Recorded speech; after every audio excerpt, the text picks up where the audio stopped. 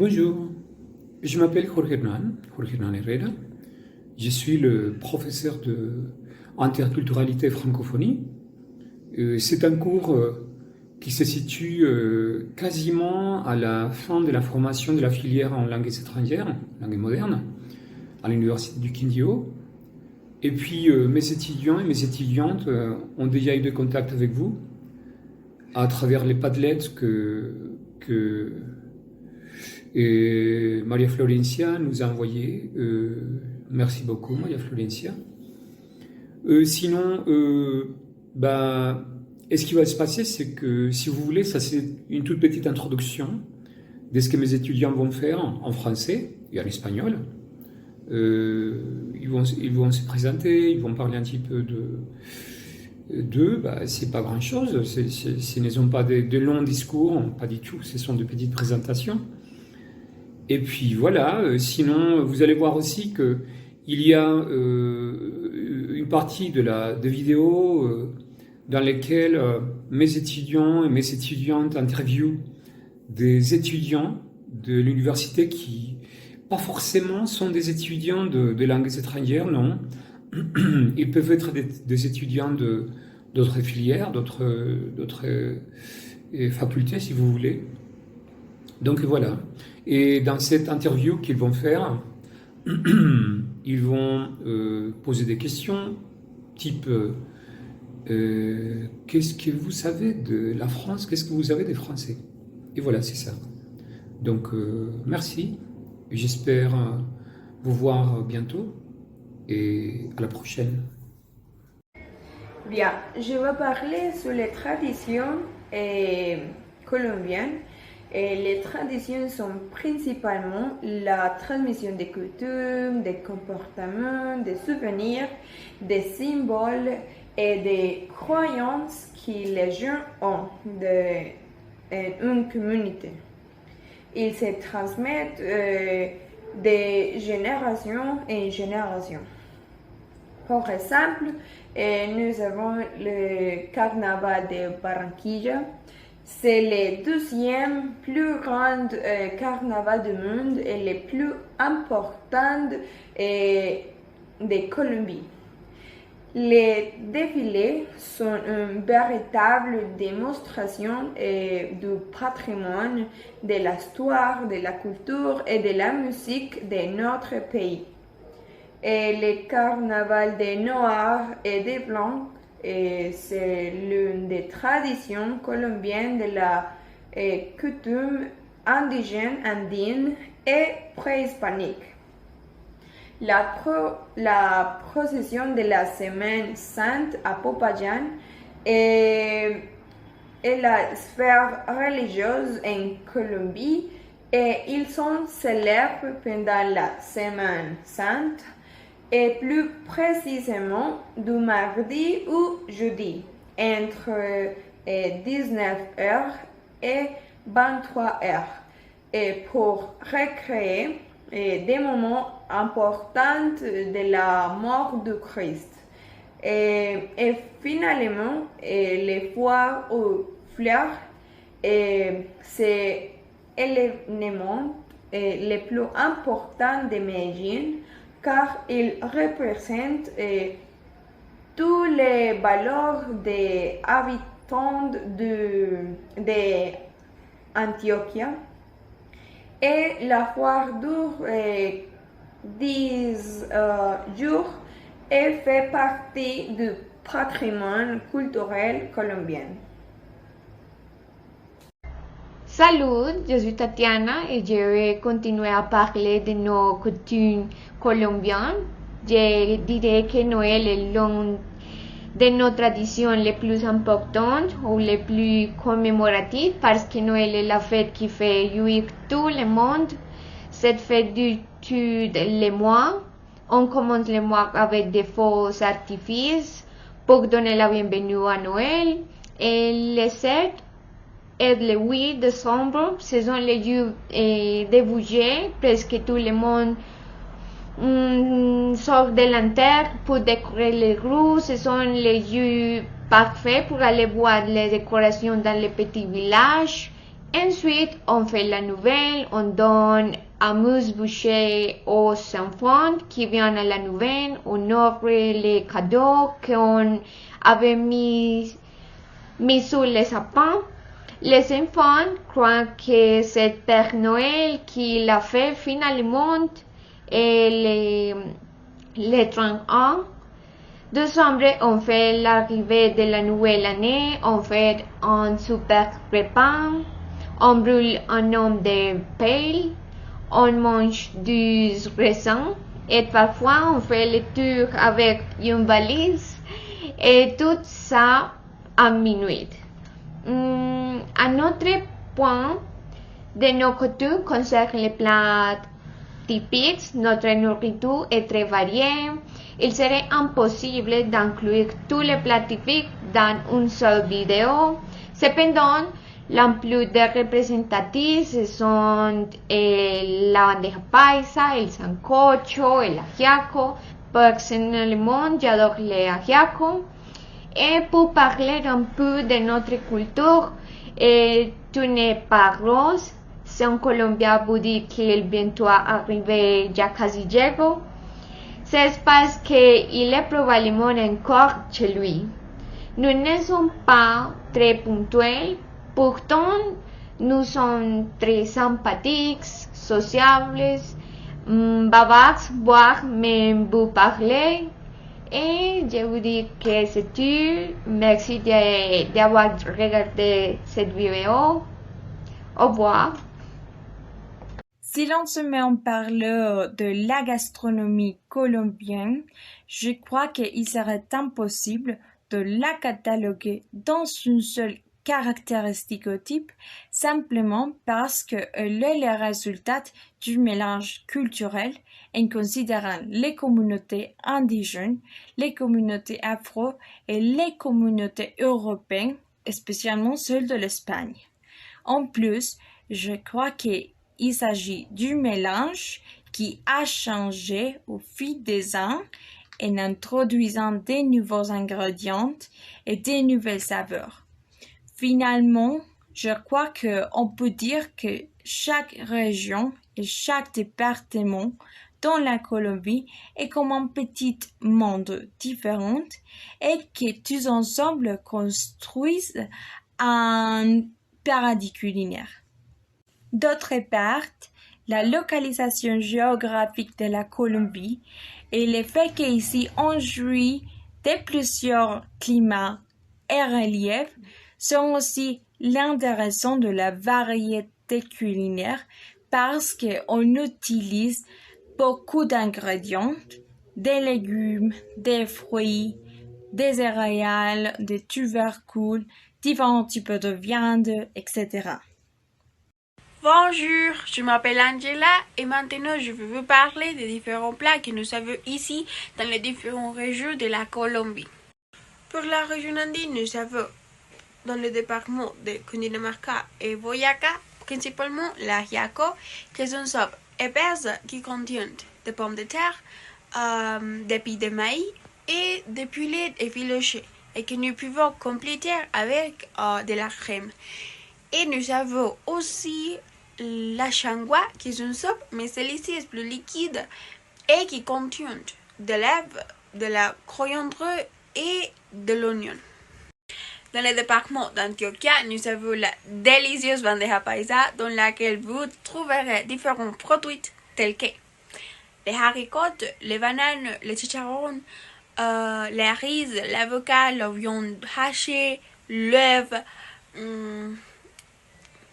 les chorizos et dans certains cas, vous trouverez la rellena. Suivant les départements de Tolima et Huila ou la lechona, qui sont riz avec du porc et des pois, qui est généralement accompagné de la repas, est le principal protagoniste. Avant, nous avons le département de Santander, où les vermiculonas sont les plats les plus recherchés. Maintenant, dans la région Amazonie, nous avons les mororoy qui sont larves habituellement servies frites ou farcies avec de la viande. Dans la région Caraïbe, il est procurant de trouver touristes à la noix de coco partout. Dans la région insulaire, on trouve des plats liés à produits de la mer, comme la soupe au crabe. Une autre de nos régions est l'Orinoquia, où l'on mange beaucoup de chiguro, qui est un animal semblable à un hamster géant. Enfin, dans la région du Pacifique, nous trouverons des plats tels que la chuleta, qui peut être du poulet ou du porc, et aussi les sancocho, qui est une soupe.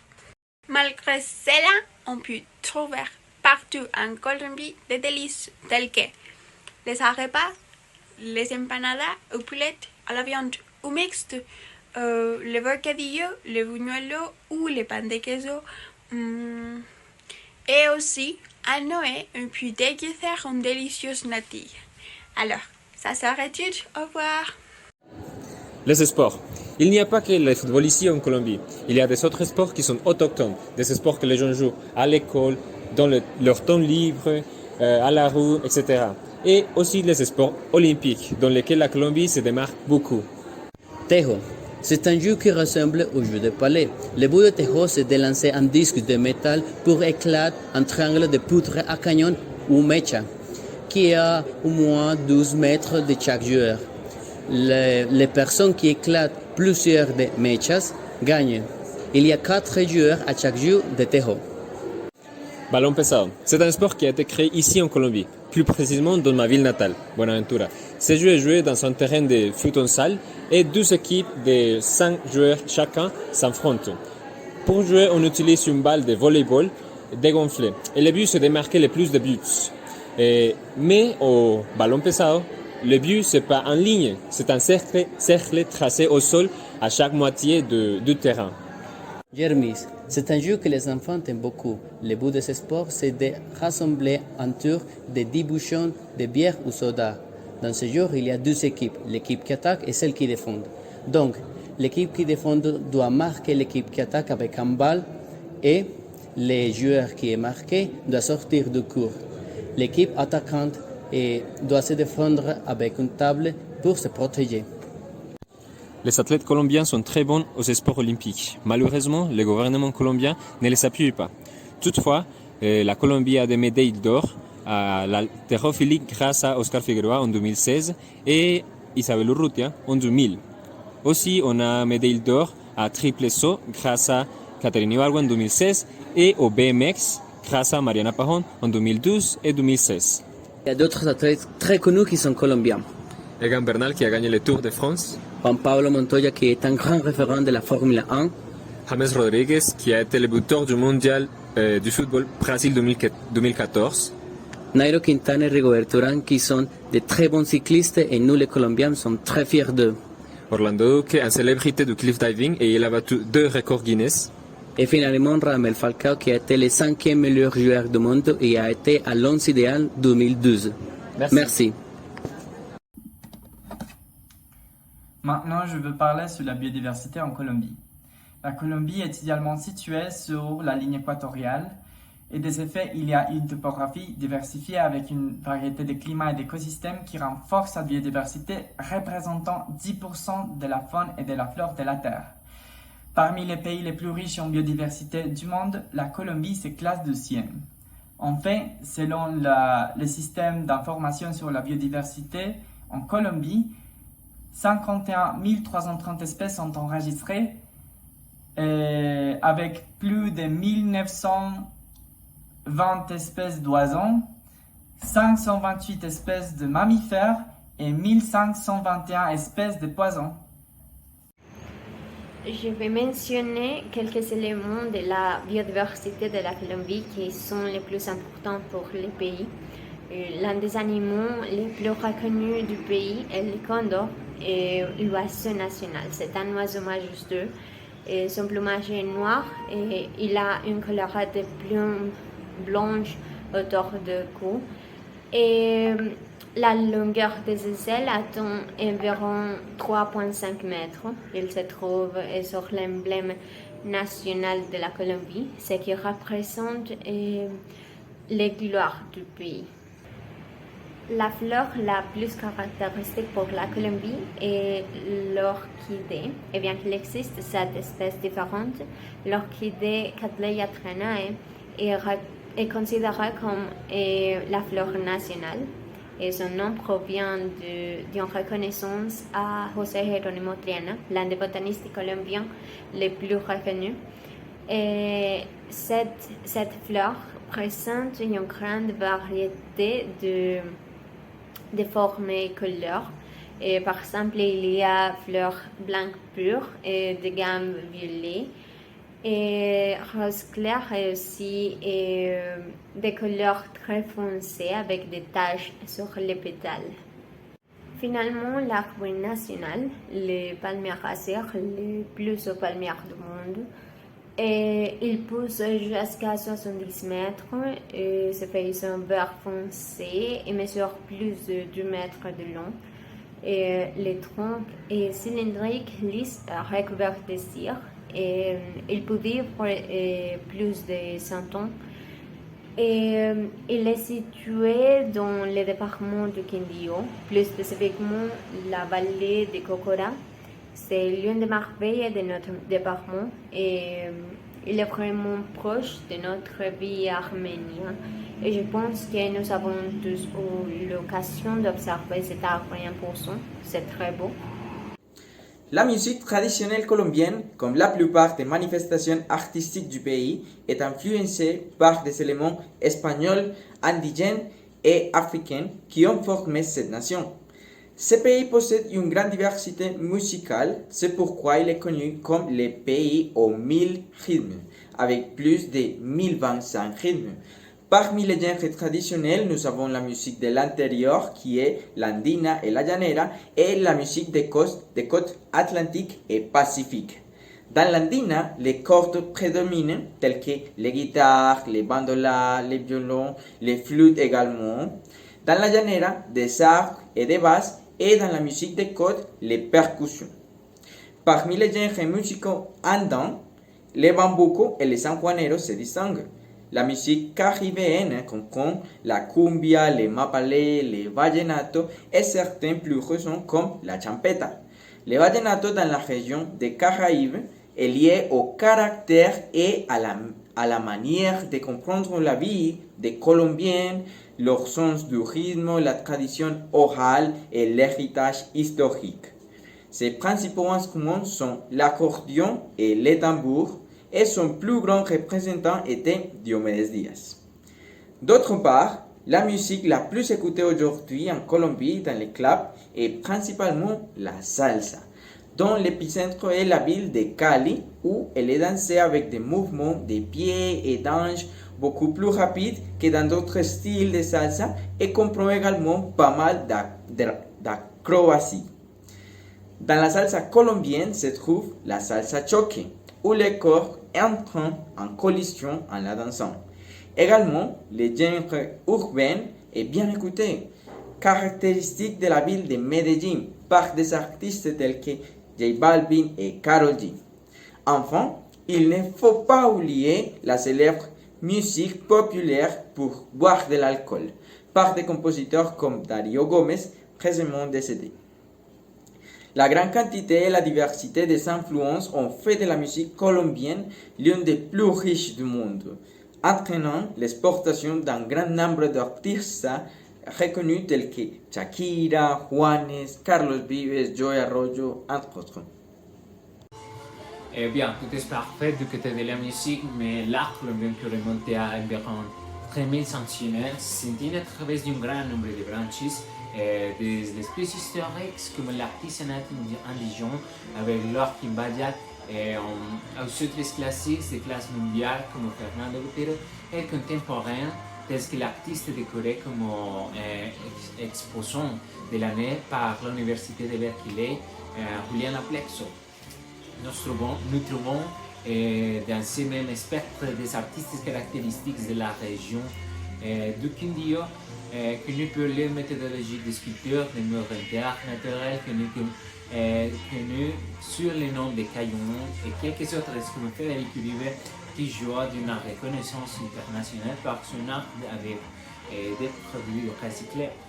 Bien, ce n'est pas tout avec les prix Nobel de littérature comme Gabriel García Márquez montre au monde que la sensibilité colombienne va au-delà de la peinture. Nous pouvons constater que la voie historique colombienne va bien au-delà du trafic de drogue et que le long de nos chemins, nous trouvons de grandes proportions, des magies qui enchantent tous ceux qui connaissent nos régions. Et pour les enchantements, nous avons aussi dans nos mémoires la vision de Jaime Garzón, un journaliste colombien qui a pintoresquement décrit la réalité de la rue de notre pays à travers de la comédie critique qui lui caractérise.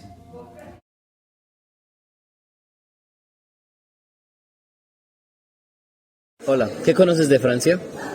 Bueno, Francia, según son los campeones actuales del mundo, es el segundo idioma más hablado en el mundo también creo, y además de eso pues tiene en proporción las mayores plantas nucleares también del mundo. Allá en Francia, según entiendo, pues es un país muy industrializado y ahí ha sido la cuna de las libertades del mundo prácticamente, la revolución industrial, todo eso que quieran. Entonces es un gran país, me parece pues, inclusive me gusta mucho el idioma es de las lenguas romance, entonces de las lenguas romance prácticamente todo sale bonito, suenan las poesías súper bonitas y todo. En sí la música y todo me gusta de Francia, es muy bueno. Gracias. Hola, ¿qué conoces de Francia? Hola, buenos días. Pues dicen que, según testimonios de la Segunda Guerra Mundial, que los franceses se rinden fácil. Dicen que el estilo de vida es muy caro y más que todo para los inmigrantes les toca vivir en espacios muy reducidos. Y la película, Ratatouille. Muchas gracias. Fabián, ¿para ti qué significa Francia o qué sabes de Francia? Pues país europeo, mayormente blanco, mucho inmigrante y ya. ¿Y de la comida o las costumbres? Pues de costumbres no tengo mucho conocimiento, de comida sí, que es un país con fuerte cultura culinaria, mucha gente tiene mucho conocimiento de la comida y la disfrutan mucho. Gracias. De nada. Buenos días. Buenos días. Me gustaría saber, ¿usted qué sabe de Francia? Bueno, en Francia sé que tienen una amplia gastronomía y una sazón muy rica y también que fue uno de los primeros países en prohibir la quema de alimentos no vendidos en los supermercados. Qué interesante, muchas gracias. Vale. De una vez. Bueno, lo que he escuchado es que es uno de los países más deprimentes. No sé si es como por la forma en cómo llevan la vida. También he escuchado que una de sus tradiciones es que se pueden casar con alguien muerto. Es algo que he escuchado. Muchas gracias. Pues aparte de que les gusta mucho el vino y el queso, tienen muchos premios Nobel a la literatura. Gracias. Buenos días, nos gustaría saber qué conoces de Francia. Bueno, lo que yo creo es que pues he escuchado que es una cultura educada, uno de los lugares turísticos pues que tienen es la Torre Eiffel, el Museo del Louvre, también es famoso pues por la Mona Lisa y bueno, lo que más utilizan allá pues lo que es el pan, lo que de las comidas pues más típicas y no sé qué más. Gracias. Buenos días, ¿qué conocen ustedes de Francia? Buenos días. Buenos días. Lo que conocemos de Francia es que es un país europeo y que la cultura es súper diferente a la de Colombia, las tradiciones, que es un país súper más desarrollado que Colombia. No sé, que hay ratas. Que hay ratas, sí. Y que todos lo ocultan, que no es el mejor destino para viajar, que todo el mundo cree que es un súper guau, pero no es así. Y no todo es la Torre Eiffel. Oui. Que hay mucha pobreza también. Hay diversidad de comida. Sí. Ya. Gracias. Merci.